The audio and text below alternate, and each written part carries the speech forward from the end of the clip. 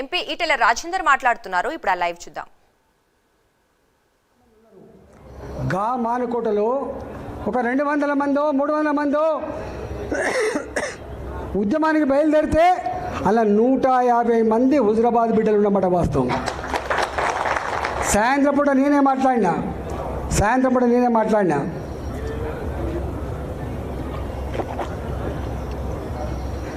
భార్య పిల్లలు గుర్తొచ్చితే వాళ్ళ ఇంటికి వెళ్ళిపోండి.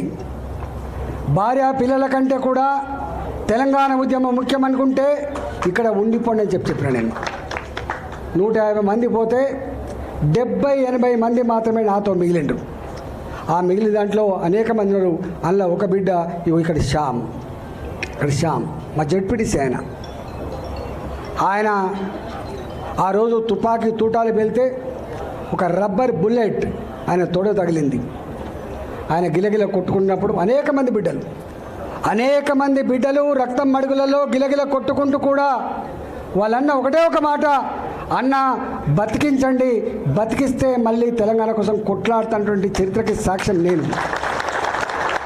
అలా ఒక బిడ్డని తీసుకొచ్చి శ్యామ్ని తీసుకొచ్చి హాస్పిటల్ చేసి అంటే ఇవాళ గక్కడి నుంచి వచ్చిన వాళ్ళు మనం ఇంకా మన గురించి ఎక్కువ చెప్పుకోవాల్సి అక్కర్లేదు. మనంగా బయటికి రాలే. చాలామంది అనుకుంటారు మనంగా బయటికి రాలే. అనేక రకాల అవమానాలు ఉంటాయి. అవమానాలు బయటకు వచ్చేటి ఉంటాయి, అవమానాలు దిగుమింగుకునేటివి ఉంటాయి. దిగమింగుకుంటాం, తెలంగాణ ప్రజల కోసం దిగమింగుకుంటాం. చాలామంది తెలియదు, పదవుల కోసం పెదవులు మూసేవాడే అయితే ఇవాళ 2 సార్లు మంత్రి పదవి అనుభవించిన నేను ఆర్థిక మంత్రిగా ఉండంగా కూడా ఆనాడు మున్సిపల్ కార్మికులు సమ్మె చేస్తే ఆనాటి ముఖ్యమంత్రి కేసీఆర్ 1700 మంది కార్మికులని ఒక కలంపోటుతో తీసేసినాడు. తప్పుగా ఆకలితో ఉన్న వాళ్ళతో పెట్టుకునే ప్రయత్నం చేయొద్దని చెప్పి మంత్రిగా ఉండి కూడా చెప్పగలిగినోడు ఈటల గుర్తుపెట్టుకో. మళ్ళీ వాళ్ళకు అండగా ఉన్న 1700 మంది కార్మికుల్ని మళ్ళీ తీసుకునే చరిత్ర మీకు తెలుసు. తెలంగాణ వ్యాప్తంగా ఆర్టీసీ కార్మికులు సమ్మె చేస్తే కొంతమంది విధవలు మా దాంట్లో ఉన్నారు, వాళ్ళు సపోర్ట్ చేస్తున్నారని చెప్పి మమ్మల్ని నిందించినా కూడా మేము ఆర్టీసీ కార్మికుల సమ్మె న్యాయమైందని చెప్పి సపోర్ట్ చేసినటువంటి 2 ఎగ్జాంపుల్ చెప్తున్నా. ఇంకా అనేక ఉంటాయి. గక్కడి నుంచి వచ్చిన వాళ్ళం మేము. ఆర్థిక మంత్రి కంటే ఇంకే పెద్దగా ఉంటుంది, ముఖ్యమంత్రి పదవి ఉంటుంది. నాకు తెలియదా ఈ ప్రభుత్వం ఈ ముఖ్యమంత్రితో కొట్లాడుతున్న పదవి పోద్దని? ముఖ్యమంత్రితో కొట్లాడడం శ్రేయస్కరం కాదని తెలియదా నాకు? కానీ చేస్తాం. ఎందుకంటే మేము పెడుసు నుంచి వచ్చిన వాళ్ళం కాబట్టి, ఆత్మగౌరవం కోసం కొట్లాడిన వాళ్ళం కాబట్టి, అన్యాయాలకు అక్రమాలకు దుర్మార్గాలకు వ్యతిరేకంగా బరిగీసి కొట్లాడిన వాళ్ళం కాబట్టి, పదవుల కోసం పెదవులు మూసుకోవద్దు కాబట్టి, గక్కడ ఆ కల్చర్ గుండెల్లో పెట్టుకున్నాం కాబట్టి మేము కొట్లాడితే సరే ఆయనకి ఏమనిపించిందో మనకు తీసేసాను. 2021 తీసేసాను. 2021లో తీసేసిన తర్వాత వందల సంఖ్యలో ఆనాడు నాయకులు మొట్టమొదటి పోయినాడు 5 లక్షలకు అమ్ముడు పోవచ్చు, తర్వాత లాస్ట్కు 2 కోట్లకు కూడా అమ్ముడుపోయిన ఉండొచ్చు. కానీ డబ్బులకు నాయకులు అమ్ముడు పోయినప్పటికి కూడా, దళిత బంధు డీడీలు ఇచ్చినప్పటికి కూడా, గొర్రెలకు డబ్బులు ఇచ్చినప్పటికి కూడా దాదాపుగా ఆనాడు 6 నెలల కాలం పాటు దేశ చరిత్రలో ఎక్కడ కూడా గన్ని రోజుల పాటు ఎన్నికల ప్రచారం చేయడం సాధ్యం కాదు దేశ చరిత్రలో. కానీ సాధ్యమైంది కేవలం హుజరాబాద్కు మాత్రమే. 6 నెలలు కొట్లాడినాం.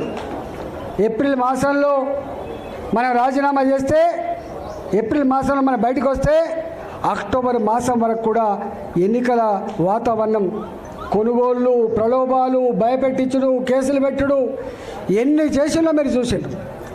చివరికి తెలంగాణ ఆత్మగౌరవం గెలిచింది. కేసీఆర్ చెంప చెల్లు మనిపించింది. ఆనాడు యావత్ తెలంగాణ జాతిలో ఒక ఆలోచన వచ్చింది.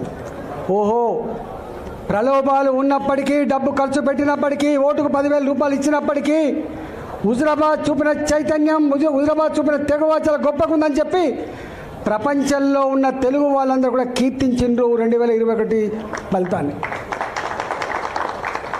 ఇవాళ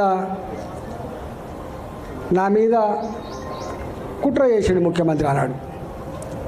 నాకు నిజంగా 2021 వరకు అధికారంలో ఉన్న ప్రతిపక్షంలో ఉన్నా కూడా నేను ఏ పని అంటే ఆ పని చేయించుకోగలిగిన, ఎందుకంటే నేను ప్రజాప్రతినిధి కాబట్టి. 2014 వరకు నేను అధికారంలో లేకపోవచ్చు, ఎమ్మెల్యేనే ఉండవచ్చు, నా పార్టీ అధికారం లేకపోవచ్చు, కానీ నా రోడ్లు ఎక్కడ ఆగలే, నా రోడ్ల నిర్మాణం ఎక్కడ ఆగలే, నా ఇళ్ళ నిర్మాణం ఎక్కడ ఆగలే, నా దగ్గర సబ్స్టేషన్ నిర్మాణం ఎక్కడ ఆగలే. నేను బాధ్యత అనేది మర్యాదగా నేను ఇక్కడ ఎమ్మెల్యేను, నా ప్రజలకి సమస్య ఉందని చెప్తే ఆనాటి సమైక్య పాలకుల ముఖ్యమంత్రులు కూడా భయంతో మాకు డబ్బులు ఇచ్చేది, భయంతో మాకు శాంక్షన్లు ఇచ్చేది. కానీ ఈ ఓడిపోయిన ముఖ్యమంత్రి మొత్తం చరిత్రను తిరగరాసే పద్ధతిలో, ప్రజలు అసహించుకునే పద్ధతిలో ఎమ్మెల్యే గారికి ఉండే ప్రోటోకాల్ కూడా లేకుండా చేసి, ఎమ్మెల్యే గారు చేయాల్సిన కనీస కర్తవ్యం కూడా చేయకుండా చేసి, ఇవాళ దొడ్డిదారిన ఒక పదవి కట్టబెట్టి వాడికి అన్ని రకాల హక్కులు ఇచ్చి ప్రోటోకాల్స్ ఇచ్చి నన్ను ఇబ్బంది పెట్టే ప్రయత్నం చేసిండు. అయినా నేను అనుకున్న ప్రజలు గొప్ప వాళ్ళని. ఆ 2.5 సంవత్సరాలు ఎంత నరకం అనుభవించినో మీరు చూసింది. అంతేకాదు, సరే కుట్రదారులు ఎవడు ఓడగొట్టిండో, ఎవడు గెలిపించిండో దాని జోలికి పోతలేడు. కానీ నేను ఒకటి మాత్రం ఇప్పటికీ ప్రజలెప్పుడు కూడా మోసం చేయరు. ప్రజలకు నాయకత్వం వహించే వాళ్ళు మాత్రం చక్కటి దారి చూపించాలి. ఇక్కడో అక్కడక్కడ నెగ్లిజెన్సీ ఉందా, ఇంకేముందో తెలియదు, కానీ మొత్తం మీద ఓడిపోయినాం. ఎన్నడు అంటే హుజురాబాదులో ఓడిపోతామని చెప్పి ఎవరు కళ్ళ కూడా ఊహించింది, ఓడిపోయినాం. దాన్ని అంగీకరించాల్సిందే. నేను అనుకోకుండా ఇక్కడికి వచ్చిన ఇక్కడి ప్రజానీకం అంతా కూడా గొప్పగా ఆశీర్వదించి గెలిపించింది. మీకు తెలుసు, మీరు వస్తున్న రోజు ఇక్కడికి వస్తే ఇది పెద్ద పార్లమెంటు, 40 లక్షల ఓట్లు, గుర్తుపెట్టుకోండి, 40 లక్షల ఓట్లు, ఒక 70 లక్షల జనాభా ఉన్నది, దాదాపు సగం హైదరాబాద్ ఉంటుంది ఇక్కడ. దేశవ్యాప్తంగా సెటిల్ అయిన వాళ్ళు ఉంటారు ఇక్కడ, ఉమ్మడి ఆంధ్రప్రదేశ్ నుంచి సెటిల్ అయిన వాళ్ళు ఉంటారు ఇక్కడ. నాకు పని ఒత్తిడి వల్ల మీకు రాలేకపోయినా, కానీ బాధ అనిపించే అంశం ఏంటంటే ఇవాళ మనం ఆనాడు 2021లో కేసీఆర్కి ఒక మాట ఇచ్చినాం, ఒక ఛాలెంజ్ చేసినాం.